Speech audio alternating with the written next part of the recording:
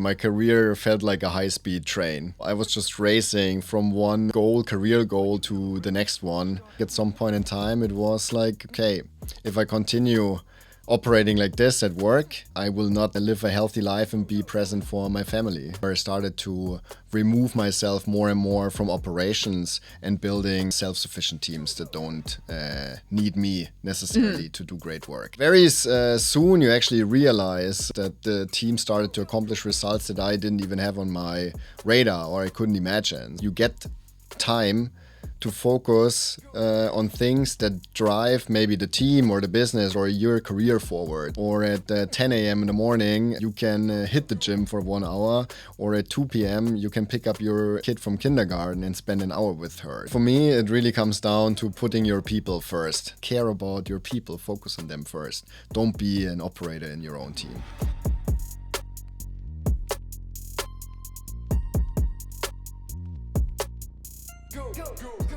Hi everyone, and welcome to Shameless Careers, a podcast that helps high-achieving professionals tune into their inner voice and pursue the paths that they truly want, unapologetically. As always, please like this episode to show it some love. It would mean a lot to me, and I promise it will add some bonus points to your karma. Today, we'll be discussing how to get promoted fast and, at the same time, live a balanced, rich life. Joining me today is Michael Ehad. Michael is the head of operations engineering at Amazon, where he is responsible for building Amazon's supply chain across Europe and beyond. He has built teams from 0 to 50 plus individuals, scaled engineering and automation portfolios from 1 million to 3.3 billion, and was promoted 4 times in under 6 years into global leadership roles. Michael is challenging the way we've been taught to work, advance in our careers, and lead teams. He helps professionals build successful leadership careers while living balanced and fulfilling lives. And today we're going to talk about exactly that. So, Michael, thank you so much for being here with me today. Yeah, it's great to be here, Vadia. I've mentioned just now that this conversation will have 2 parts. So let's start with the first part around how to get promoted fast. Obviously, you have a great track record being promoted quickly at Amazon, and also you're coaching a lot of people at Amazon around how to get the promotions. So can you tell me, what tips do you give to them? Yeah, so for myself, basically, like you mentioned already, I got pretty fast promoted at Amazon 4 times in under 6 years, but also before that, prior to Amazon, I already had a career on the fast track. And I think what made a difference throughout all those 15 years has been that I always focused on diversifying my identity. So many people think in a linear way about their career. They believe if they focus on their core scope, what they're paid to do, and deliver excellent results in that space, that this will be sufficient to get to the next level, to the title or the promo they are seeking to accomplish. But for me, the big difference has actually been when I started to deliver excellence in my core scope, but also put my attention and focus into 3 more other areas. So one is what I call side quests. These are usually things outside of your direct responsibility, things that maybe your manager, your team, or your organization doesn't have on the radar, but you start to build an idea into reality and start to create unexpected value in that space. The third part is actually I call it the people pillar. So that's something where you early on deliver and show your leadership proof. So you're starting to execute and deliver tasks with and through others, not by yourself. And you also give back to the organization. So you help other people to grow, you mentor them, you train them, you volunteer, you take on some hiring or recruiting responsibilities in that space. So that made a big difference. And the fourth pillar is actually something that I think 99% of the people out there completely miss. And this is self-improvement. It's self-education. So what you basically do when you're not at work, but that's something that contributes to your personal growth in the long term, but also in your career. So learning something new, experimenting with new technologies or knowledge, just to continuously basically get better outside of your work environment and responsibilities. And what do you see people struggling with most on this journey? And maybe you personally, as you were getting promoted, what did you personally find most difficult out of all these 4 pillars? What I've experienced also, like within my team and the people I work with in a coaching capacity, is that they struggle basically with time. Because when they see this framework for the first time, they're like, how should I be able to do that? My core scope is already taking up 40, 50, 60 hours a week. So how do you want me to invest time into side quests, other people, and myself?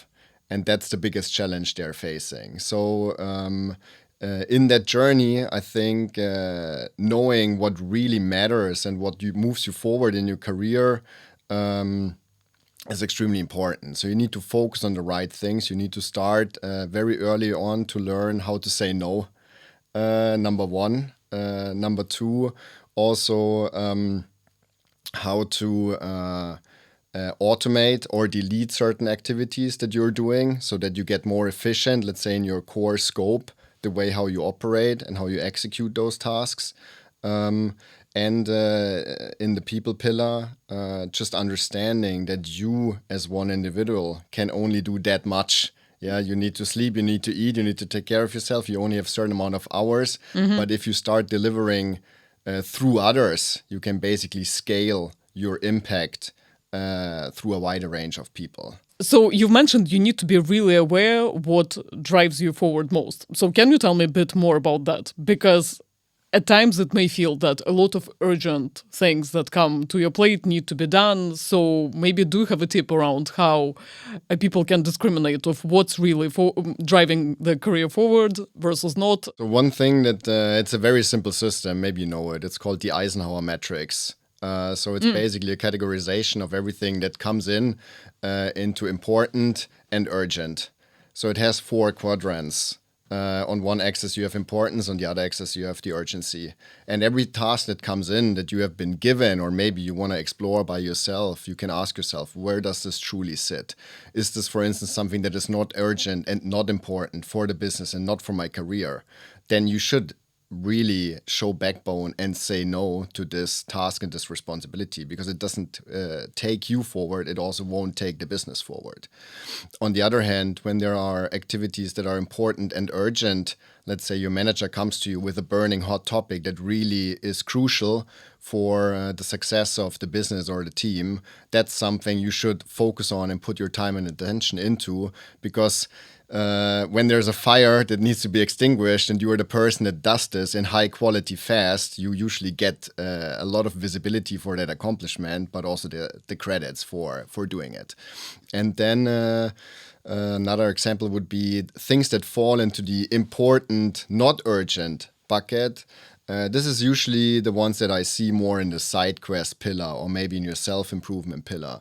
So you don't have this time pressure. You can slot it in your day or your week when you have basically time for it and move things forward. But it's important that you keep a certain continuity there. Otherwise, you will lose track or the momentum of something that you're building. But usually in the important, not urgent bucket, there are like ideas or chronic problems that you have been observing that the business can survive and live with the problem, because there are a lot of patches and quick fixes, but at some point in time you would benefit and actually create impact if you solve those problems for the business. I'd love to zoom into the side quest part. Okay. Do you have any tips around how to find these new ideas for a side quest? And also, would you say that it's easier to find a side quest if you're in fast-growing area of the business versus something that's already mature and established? So I think there are opportunities in every job. It really doesn't matter in which company you're in or at which level you are operating, in my opinion. So let's say on an entry-level space, a side quest that I like to always look for within my team, also with the junior or graduate project managers, for instance, is to become a subject matter expert in a certain field. So there's maybe an area of expertise in your team or your organization where you can become the go-to person for this knowledge. And you also diversify your identity by doing that, because you're not just a project manager that is delivering a project, you're also, let's say, a technical subject matter expert in that field. So you're playing two roles already, which also gives you bigger exposure to different stakeholders and maybe experts and leaders from other departments, which helps your growth as well if you have more visibility. When you advance in your career, like something that I have done as a side quest a lot is I have been looking for chronic problems in the organization. Could be people wise, but could also be technology wise or process wise. And I started to find solutions and automations for those problems, and then I started to scale them. So, for instance, one example would be that there was really a big opportunity in terms of driving the level of automation forward in the Amazon fulfillment centers. And of course, I cannot go into too much detail, but nobody has been tackling those challenges and solving them from a engineering perspective. So we started to develop a few solutions ourselves, ran some prototypes. We had some early adapters from other teams that joined us on that journey. And then suddenly ideas became reality, and we had robotic solutions that were running in our fulfillment centers, and this capability even turned into a global team now that is not just operating in Europe but actually around the world. And what I like to say is think about a side quest like something that your manager, your organization doesn't have on the radar yet. So the key aspect is really to deliver value that is unexpected. So you create an aha moment and a surprise that fast tracks your career. And I guess when we talk about this new side quest, the first question that comes up is, okay, what if this new idea that you have is in the remit of another team? How would you deal with this? Because I imagine that can be one of the challenges. That's actually often the case. That side quests are often areas or problems that are maybe caused by another team or in the responsibility of a different team. So you're tapping into territory that isn't yours. But your team, your organization, your core scope is maybe negatively affected by it. I always think about this like leading without authority. Like in the side quest space, you usually need to lead without authority. In your core scope, you have been given maybe the title, the authority, the budget, the resources. It is easy to execute. But in a side quest, you're nobody. You're just somebody that identified a problem that you would like to solve. So you don't have any authority in that space. And I think and it's very difficult to lead without authority. Like, you need what worked for me, let me put it this way, is to find some early adapters very early on. What do I mean by that? So you need to find people maybe in your own organization or in the organization, the teams that are affected, that understand that there's a problem and they actually want to solve it. But they might not have the time for it because they have their core scope, their boss is forcing them to focus on their core scope. So you need to create some positive momentum. You need to be kind of an entrepreneur in the corporate environment and get people onto your journey. And I think very early on, it's also important that you own the problem, that you take action by yourself, that you lead by example. So if you don't put in the extra hours, if you don't have an energy that this needs to be resolved, if you don't create momentum, how do you expect others to follow? And over time, I think it's just about, in that side quest, is about delivering value like every single day, every single week, even if it's just small. But make your leadership team aware that you have identified that problem and that you have started to solve it bit by bit, so they understand that things are moving, that you're making progress. And this often creates more attention. Because it also creates some friction. So you start maybe having some friction between your team and the other teams that are affected. And friction creates attention. But if you can show already some results, even small ones, I think the attention also turns into interest, and that usually helps. Maybe then, a meeting is scheduled with the senior managers of the two teams, and you present the solution, the problem and the solution, and then this is like a way how you create more and more awareness of it, and maybe also get buy-in on resources. But it's difficult, yes. Yeah, and I love the idea about finding early adopters on the other side of that other team that you'll be working with. And potentially the best way to do it is to frame it as a win-win, right? In some way, so that, to your point, if you don't have authority, maybe there is other way to incentivize people to resolve this problem so that it benefits them in some way. Yes.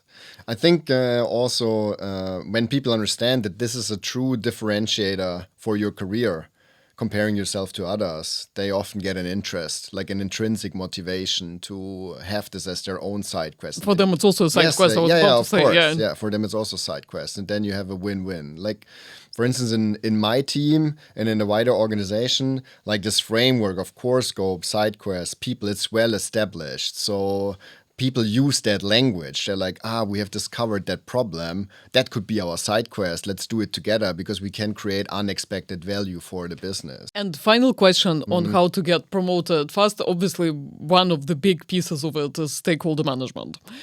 And do you have any tips and best practices on that front? Because people talk a lot about it, but for some people it can sound like a very abstract process.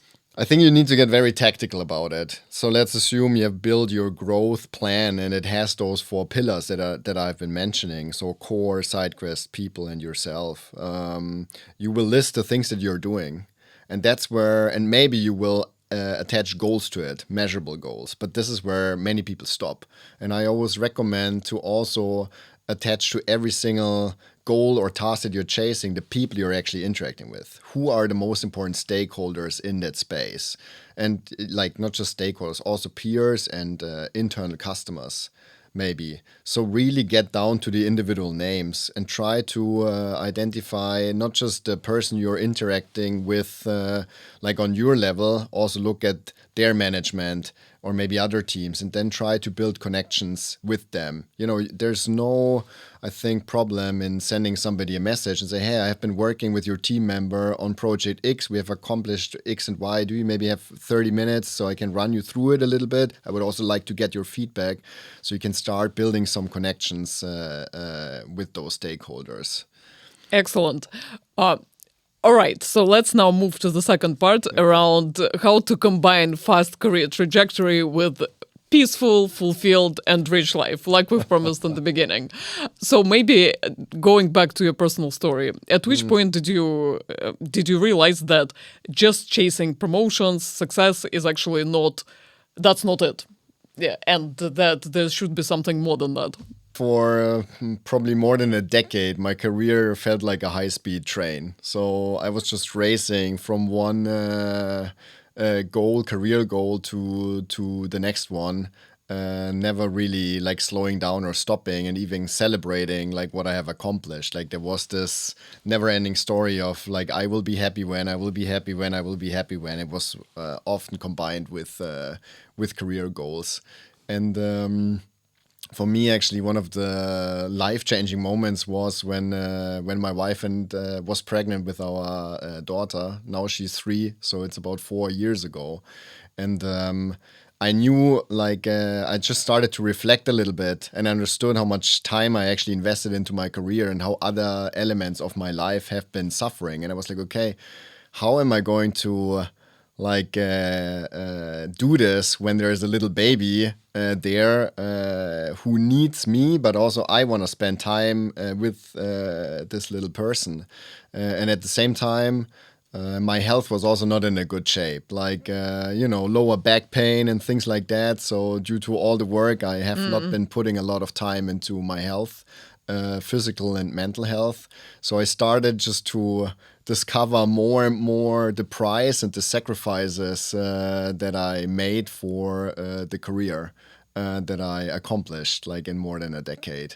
And I think at some point in time it was like, okay, if I continue operating like this at work, I will not live a healthy life and be present for my family. And I started to change things, actually for the worst in the beginning before it got better. So, Or can you tell me how did you change things for the worst first? my first approach was to get more productive and squeeze more stuff into my days. So I was just chasing productivity hacks one after another to actually do more in the time that I had. And it was just super counterproductive. Like I mean, I never lost my mind. I never burned out. That's luckily nothing that I faced throughout my career. But I just understood, like at some point in time, what the hell is happening here. Like I give you an example. So I was trying to go for a walk in the sunshine with my dog because I wanted to do something for my health. I wanted to walk the dog. I had my AirPods in my ears to join a call. At the same time, I was responding to Slack messages. So I was trying to like multitask and do 4 or 5 things at the same time. And at some point in time, you look at yourself and you're like, okay, you're trying to be healthy and productive, but actually all you do is being stupid. So how did you decide to change your approach after that? Well, when I understood that this doesn't really work, so I added more productivity hacks, but all that happened is that I got basically more unhappy with the situation. I think I would say I started just to continue this reflection part, to get more self-aware of what's actually happening. And I came across a wonderful framework, which is called positive intelligence, which is actually something about like what are the things in your mind that are sabotaging your behaviors, the way you think, the way you act, the way you basically respond to elements outside of your control. And that gave me a lot of insights why I have been operating like this. So self-awareness and putting a label on my actions and my thoughts helped me a lot to get just more aware. That's amazing. What has been happening. What have you discovered about yourself? So when you go into this framework, you're basically identifying different saboteurs that are influencing like your behaviors and your thoughts. And for me, 2 that stood out a lot were like the hyperachiever saboteur and the controller saboteur, which means that whenever I want to accomplish something that feels extremely important to me as a hyperachiever, I basically believe that I'm the best person to do it myself. So I don't trust others to do it because they might not do it in the right quality. They might not do it fast enough. And when you combine this with the controller saboteur, you stay pretty close to what is happening. I'm not saying that I have been micromanaging, but I have spent a lot of time ensuring that things are going in the right way. And that just takes a lot of your weekly agenda. So you're investing time into places where you shouldn't be as a leader. And when I switch, for instance, from those 2 saboteurs more into an environment where I started to lead with curiosity and empathy and empowerment for others, I suddenly got a lot of time back. And I just let my team basically execute the task. So can you tell me, how did you change your approach to working with others to delegate more and to get more time back? When you're a hyperachiever and a controller, you try to be more present and to add more stuff. Yeah, it also falls very nicely into this bad example that I made about all the productivity hacks that I started to add. But what I actually needed was not addition, it was subtraction. It was to get more distant from the things that are happening and trusting my team and empowering the team more to operate in a self-sufficient way. So I started basically this journey of building teams that can run without me so that I can get back my time, so I can invest that into my family, for instance, but also into my own side quests that continue to accelerate my career. So my core scope, coming back to my framework, that's actually something where I started to remove myself more and more from operations and building self-sufficient teams that don't need me necessarily to do great work. So let's speak about the how and the specific tactics that you used as you did this. Of course, it all starts with having the right people on your your team. So hiring the right people matters a lot. This is also something where I'm a true believer of like potential beats experience, basically. So I would rather hire people into my team with the right character, attitude, and potential, because usually they have high energy, they are hungry to learn something, they are very curious, and they have an intrinsic motivation to move forward. And I think this is a great fuel for a high-performing team. So with the right players on the team, you need to understand, I think, 3 things about everybody in your team. Number 1 is, what are their superpowers? So where are they really good at? Number 2 is, what are their growth opportunities? So what are the things where they might need to step up a little bit to be successful in their role? And number 3 is, what are their growth aspirations? So where do they actually want to go? And those 3 things, for me, it just requires that you spend time with your people, that you get to know them, that you build connections, and that you care about them. So very basic things like weekly one-on-one with your team members that are not like stand-up meetings where they just give you project updates, where you actually talk about their personal growth, where you also zoom into this career development framework that we talked about, which every single team member of my team has, like across those 4 pillars. And that you, in addition to those weekly one-on-ones, also basically have quarterly career conversations so that you understand where they're good at, where they need to grow, and what motivates them. And then it's basically a matter of assigning and delegating the right tasks to your team members. And before you delegate, you also need to understand what to not delegate, what to eliminate. And I think we spoke earlier already about this Eisenhower matrix. That's also something that I use in my leadership approach of delegating. So when tasks come in, I categorize basically based on the importance and the urgency. And then I decide, is this something we need to automate because maybe it's important but not urgent? We need to do it regularly. Is it something that we can completely delete and say no to it because it has no importance, no urgency? Or is it something that needs to be delegated to the team? And when you delegate, I think 2 things really matter. Number 1 is explaining the why. So why does this task matter for the business? Making it crystal clear that this is important and this drives X forward, so that they get a feeling of why this task matters. And the other thing is, why does it help them to be successful in their own career? So how does this task support their career aspirations? And this helps to create some intrinsic motivation for the responsibility that you want to delegate to the individual. It also creates a bigger sense of ownership on their end when they understand that this is not just beneficial for the business, but it's also beneficial for my own career aspirations. The other side of it is the what good looks like. So this is a definition of the goalpost. It's about setting, measurable goals, KPIs, so that the individual understands what they need to accomplish. And that's also something you can do in partnership with the individual. So if you have, for instance, more senior team members on your team, they probably don't enjoy when you tell them exactly how the end result should look like. So you want to empower them to define the goal by themselves. And then you just add maybe some extra expectations on top of it to truly make it into a challenging assignment. So you have the why it matters, you have the what good looks like, and then usually for the in-between, I believe you just need to get out of the way. So you need to give them the right tools, resources, but then just let them execute the work and ensure them that you have their back. When things go wrong, they basically come to you and ask for support. So that they're not scared to take these risks, right?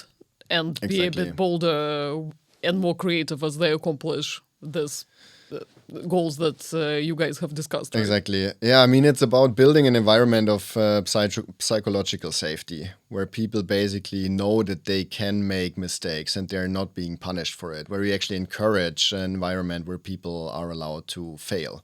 As long as they, recognize the mistake, they learn from it, and they try to solve the problem from a different perspective. And how has your life changed since you've taken this approach? we obviously have just discussed how you were overwhelmed, didn't have time to prioritize your health and your family. So what does this type of management style that you have described, what impact does it have on your personal life? Well, let's say with the right team members and the right systems in place, you basically become to some extent no longer needed, to be honest. And it feels really weird in the beginning and counterintuitive, because I think as leaders, we are used to, first of all, being in control, having all the answers, always being present, and knowing exactly what's going on.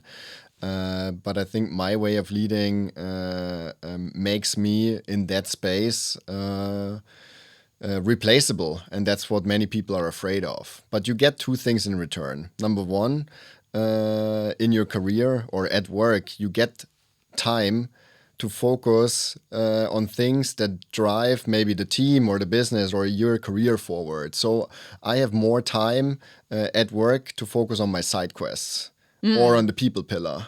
So I continue to deliver unexpected value, and which, for instance, resulted that I was able in the last 3 years to build 4 teams from an idea to global capabilities. I think it's more than 20 people that are now in those teams. That's nothing my management ever had on their radar. It was just a side quest. It started with an idea that then turned into reality. So you can reinvest the time that you get to continue growing your career.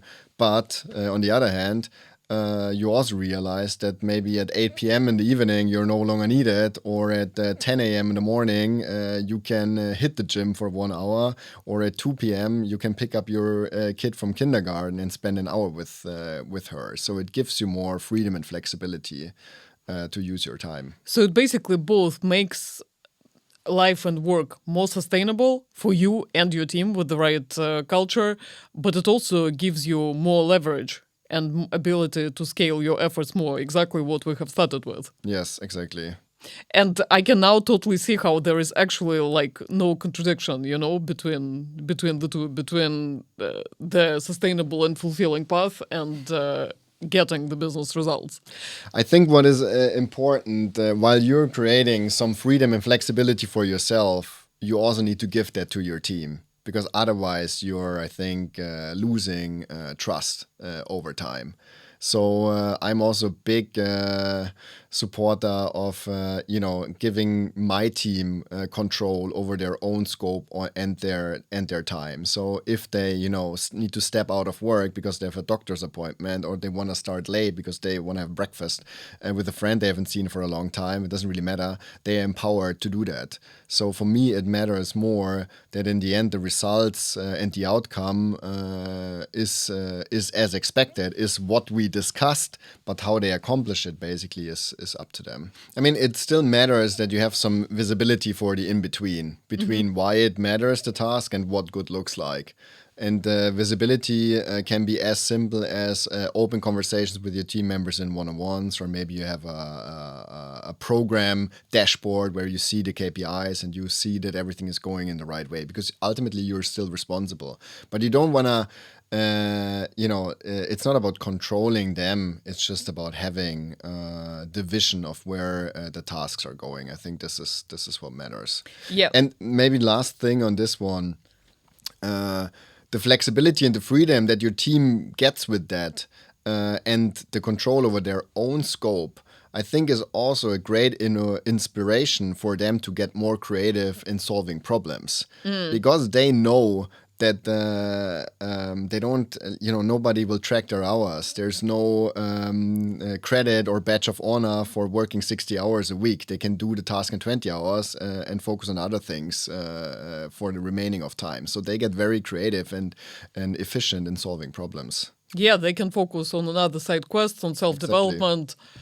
And I think there is also something to be said about trust. Like if you create as a manager a good culture and you trust someone, I think there is also something personal about people who work for you wanting to not let you down in a way. Yes, so it's not just about kind of results and tracking the results and getting best out of people. It's also about just people feeling loyalty, I guess. Yeah, absolutely. Because they are there for you when you need them, but you are also always there for them when they need you. And I think this just builds a very strong bond and connection over time. Yeah. And on this journey, as you have learned and developed this framework and pursued it yourself, but also you're coaching other leaders on that, what challenges do you think are the most prominent for people who try to take this approach? What is it that people struggle with most? Yeah, I think it's really the fact that for many leaders, maybe their own goals or the business goals are the number one priority. While I look at it differently. So I always call it people first leadership. So I think if you help your team members to be successful in what they want to accomplish and you combine it in a meaningful way for where the business wants to go, it becomes a stronger fuel for success. So your team members have success in their career. The business is basically being delivered on autopilot, and in return, your own career as a leader is accelerated as well because the team performs, the business goals are hit, and that reflects positively on your own career as well. And for that, managers need to start not seeing themselves as operators in the team. So I think leaders should see themselves more as architects, like of the team. So they should not work in the team like I used to do as well. They should work on the team, building those systems and frameworks and really, they're people managers. It's in their name. People. Care about your people. Focus on them first. Don't be an operator in your own team. To wrap up, what's the one thing that people managers and leaders can start doing differently tomorrow to become better leaders? Just have a simple experiment. Like if there's a task that your team is doing right now and you want to get involved, you really feel the need to step in and look after it, just let it go, like for a day or 2 or 3, and just see what happens. You will be surprised of the potential and creativity and power of innovation your team will have, and they might come back with a result that surprises you in a positive way.